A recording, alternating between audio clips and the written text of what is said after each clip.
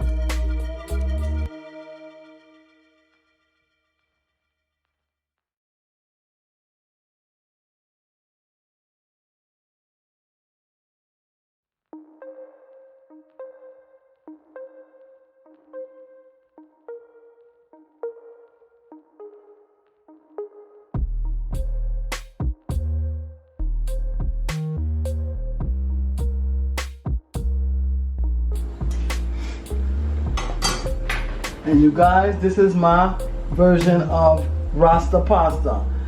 It's gonna taste so good. Look at all those shrimp and all those vegetables. And I know you're gonna enjoy it. Thank you for watching. Don't forget to like, comment, share, and subscribe. And go check out my daughter's channel, Kaya Monet. And I'll see you in my next video. Bye.